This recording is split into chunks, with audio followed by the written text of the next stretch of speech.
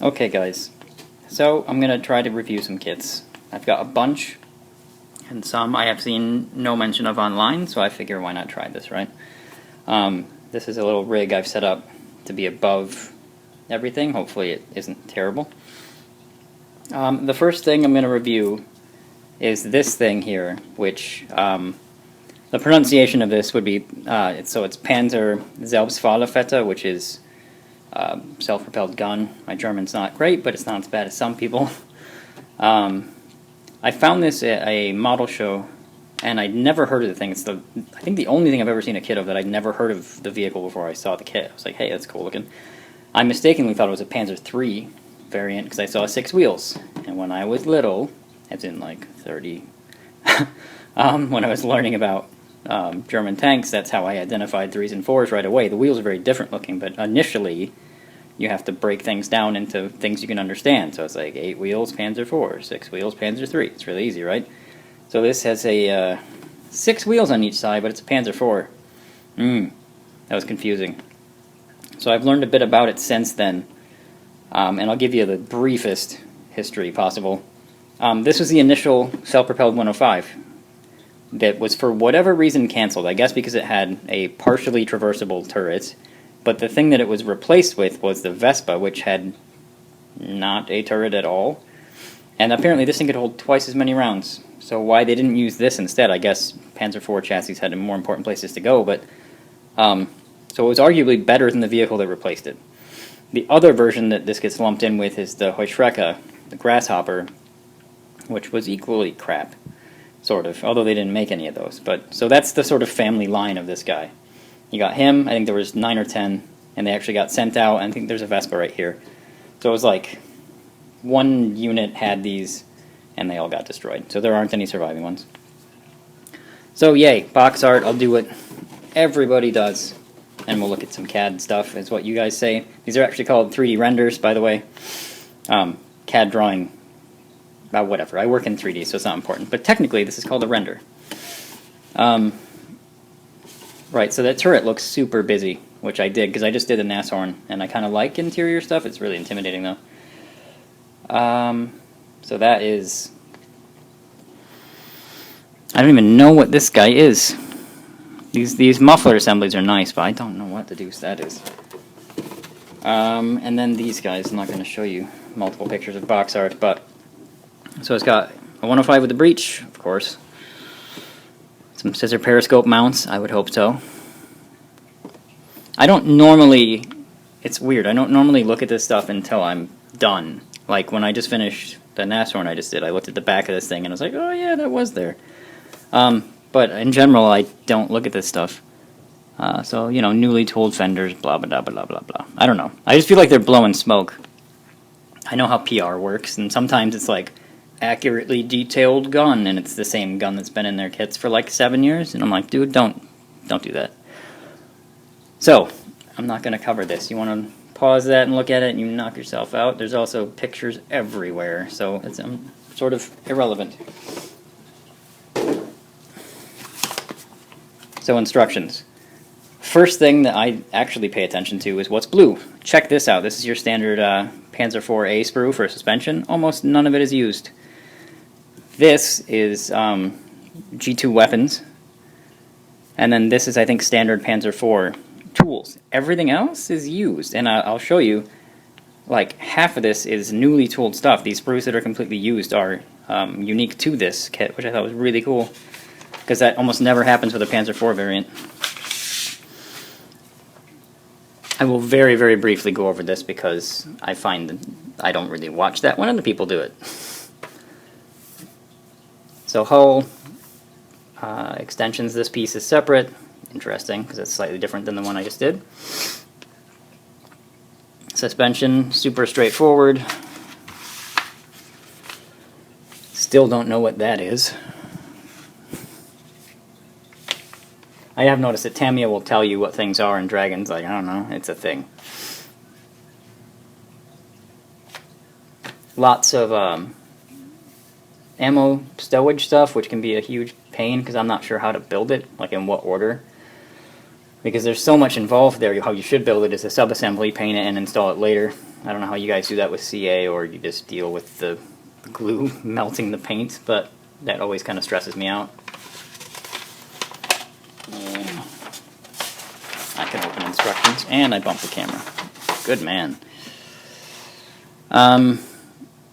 Yeah, hull is interesting. It looks nothing like a Panzer IV upper hull. I mean, it's something, but not terribly. These vents are different. The turret ring bulges out past it. Actually, it has a lot more in common with a Panzer III's sort of shape. I like these above tool layouts. This helps a lot. You got them both. The gun, I'm going to assume, is the same 105 that I have in the Heuschrecke and the Sturmhaubitze. So I have a lot of 105 Dragon kits, and I think that's... Because in my Sturmhaubitze, it says Heuschrecke on the sprue. So I would assume. This turret is weird, though. It reminds me of an American tank destroyer turret, because it's an open-top turret. It's not an open-top superstructure. It's an open-top turret, which you don't see a lot of. At least I don't see a lot of on German vehicles. Let's see. A little bit busy in there. That will stress me out slightly. I kind of like the simpler tanks where I can just paint them in these. These require more thought. And I don't like thinking. No, I'm kidding. But if I wanted to stop and paint everything, I'd build aircraft, but I don't. I dig this, how the tow cable wraps around the turret. That's very interesting to me. Maybe I'm simple for thinking that that's cool. 20 steps, 2 marking options, both Panzer Gray, Dunkelgrau, whatever you want to call it. Very cool, because I like gray things. I think it's very panzery, right? So that's what I've got for that. So the first thing I'm going to bring out, I guess I could have opened this, but I didn't. It's the only thing I didn't open, because I know Cohen hates it when people don't open things, but because I don't need to open these tracks. They're 40 centimeter, in case anybody's curious. I've got a ton of those laying around. Tiny decals, some clear parts, tiny tail cable, and the littlest thing of photo etch I've seen in a while. But I do like that it's a sealed card with magic tracks. This always makes me feel like I didn't get ripped off. You see this puppy and you're like, yes, that's good. So that was what was on top. The first thing I'll go over part-wise is the hull. So this is the hull for this guy. So you can see that there's 3 mounting points for the bogies. I happen to have a standard, well, it's not standard because this is a super kit Panzer IV hull from the Ausführung D, right? So you can see the difference in length of where like the final drives line up, because it'll be about there, I guess. So it's tiny. It is relatively, well, it doesn't look as small, but if you figure out, that's where the bogies line up. So it's little for a Panzer IV. For instance, there's that thing, and there's the Nashorn, which is a 3-4 hull, which is obviously an elongated Panzer IV hull. But so that's very small, but completely new tooled for this, and if I'm not mistaken, only ever used for this, which is pretty cool. And then you have its turret, which is also unique to this kit. I've never seen it before. It kind of has a... If you've seen the tanks like the Sture Emil, right, that like never caught on, it has that feel to it from a design point of view. I guess the same guys are probably working on these things, but that's what it looks like to me. But it's kind of big. Like, oops, sorry. So the vehicle is very top heavy when the turret's on, because it's pretty large for the hull size. Alright, then let's cover the standardness of this kit, which is, of course, there's bound to be some Panzer IV sprues in there. So the 2A sprues, which a lot of guys won't even bother opening up, are this guy, which you've got drive sprockets here, and then final drives, and return rollers, and these are the armored covers for the final drives, I believe, and then bump stops. Very, very everywhere, this sprue. Everybody probably has 5 or 6 of them sitting around. It looks not flashy yet, because I know that when they mold a lot of the same sprue, it tends to get flashy. It looks fine to me. There's 2 of them, of course. And then this guy, your standard Panzer IV suspension sprue with your wheels, return rollers, these really simplified bogies, which by the way I'm fine with, and then some handles and simple stuff. The bogies for the Super Kit, the one that I had the hull out for, were 12 pieces and completely movable. I don't know if that's necessary. I do like their wheels. I talked about this recently. These are the Super Kit wheels, which come in 2 halves like this, and then there's a bag of rubber tires right here. I wish they put these in all of them, because from a guy who can't paint terribly well, to be able to paint this hull color and then have dark colored tires and smack them together, in theory, I haven't done it yet, but that sounds like a great idea. In this kit though, you don't use any of these wheels. Now, I don't know for sure. This could be, damn it, bumping camera. The thinner wheels, I know they got wider to support the later tracks, and this has the later tracks, so these could just be thinner. And then I assume you probably use these mounting bits for the bogies, and this. But I think these aren't used. But that's in here, there's 2 of them, they still look good. This is where I got impressed with this, because a ton of these sprues are labeled with the kit's name, and you almost never see that, especially in a Panzer IV variant. The majority of the time you just see Panzer IV House H or Panzer IV or whatever, and it's very, very samey, all of it. So these wheels are what you use. You don't use the other ones. And then you use these bogies. I'm not sure how they're different. I didn't really compare them that closely. Bring one in here. They're wider, so where the wheels attach, it's got quite a bit more distance in between them.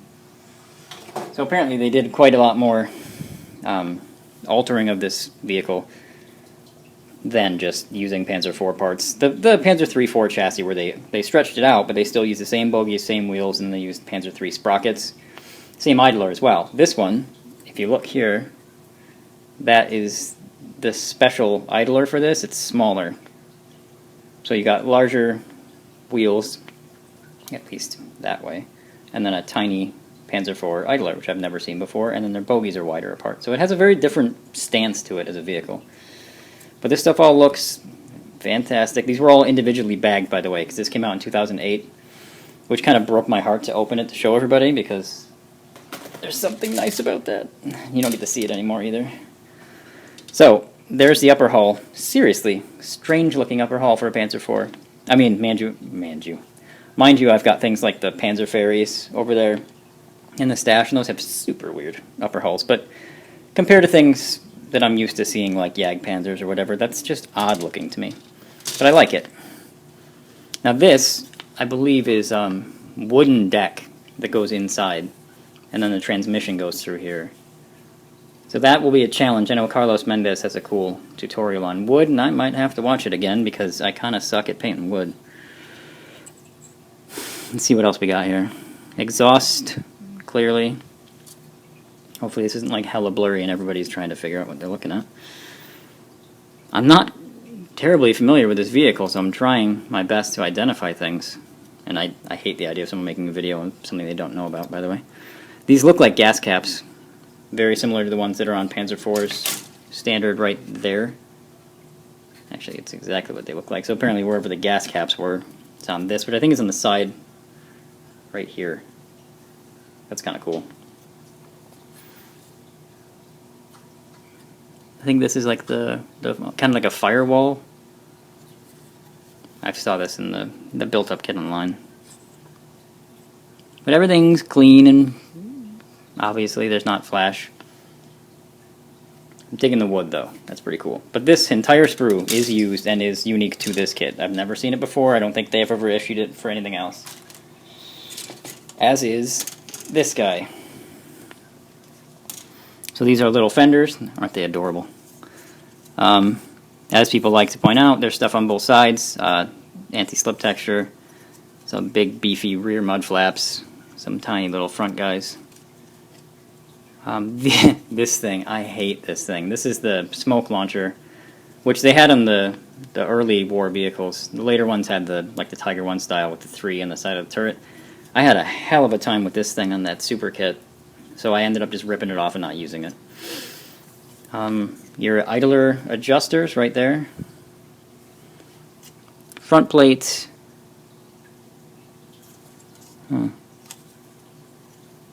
This might be the very front here where the driver sees through. And then there's one hatch on this instead of two. Normally there's these and they're staggered on the earlier Panzer IVs. There's only one for the driver. So very simple. Again, everything is standardly beautiful. There's two of these guys. This is interior stuff. So you've got 105 ammunition. You've got sort of a like the powder charge faked stowage thing, so it's all molded together, but it's cool. And here's some 105 stuff that'll stick out because it's like molded in ammunition, and I guess there's enough of these to fill this up in case you want it to look like they haven't fired at all. This is interesting, individual mounts for the return rollers. And this would be the rest of the stowage boxes. Super clean, super crisp. By the way, tried to do this in 3D printing. This level of detail, not possible right now. So I'm more impressed with this now that I've tried to do my own stuff than I was before. So this is essentially all specific to this kit 105 ammo. Just ammo boxes, powder charges, and then a bit of stuff over here. These kind of annoy me because I think you have to glue these together to have that one ring with these 6 rivets. It's hard to get rid of that seam. So that's all pretty cool. And then this is the last specific to the kit sprue. There is the bottom of the turret. It's right there. Actually, other way around, but I think you get my point. This would be the breech. Here's the barrel. This is probably the sleeve for the barrel. I'm using terms that I use. They could be completely incorrect. Here's your periscope with hollowed out detail, even though it's not clear, which I actually kind of prefer. I don't like clear parts. Not a whole lot on here, but this is, again, specific to this kit, which I dig. I assume that's what goes next to the gun. Little blocks guys from the gun I don't know what it's called. I love tanks, but I don't know anything about actual artillery. So this would be, God, this looks like the mantlet on the 105. Sorry, I keep almost in shot. I bet that's annoying. And then this is basically the mantlet, which is kind of a silly looking mantlet. But there. So I'm very, very impressed with how many sprues are specific to this kit. That's neat. You don't get to see that much anymore. Also in here we've got Gen 2 weapons, which I will probably never use. I don't do figures. I've done one ever for the Dangerous Cat Sig. I got that far. I primed him, and then I started doing like a flesh tone. I'm like, I don't care. So, apart from to dress up the interior, I might use a little bit of this stuff. And yes, I would like to eventually do figures, but I don't right now. So, bunch of awesome stuff to dress up the interior. Standard. So is this. I believe this is like 9mm ammo pouches. All of this looking amazing, of course. I think that's working. I can't tell. And you got some tiny little guys in here. I believe that's a radio sprue. I haven't done one of these before.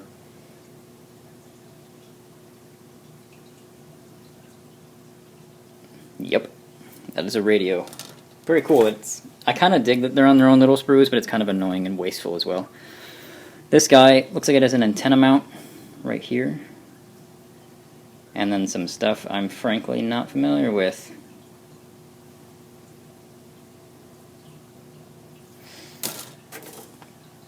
Here we've got a jack, not the super multi-part jack sprue, I don't think, but I think it's not the one I'm used to seeing. Well, I think it's a smaller jack. I'm used to seeing the one that comes with Tigers, which is heavier.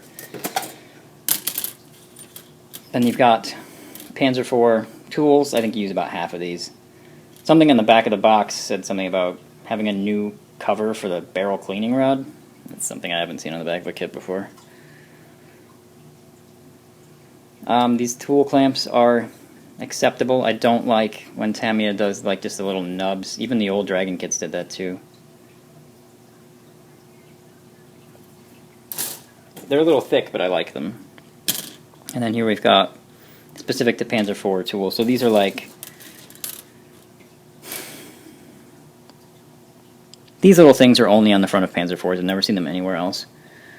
This stuff may be on like lots of early tanks like Panzer IIIs, but this stuff, these weird little spanner looking things, only on early Panzer IV stuff as far as I know. Then you got your scissors periscope right there.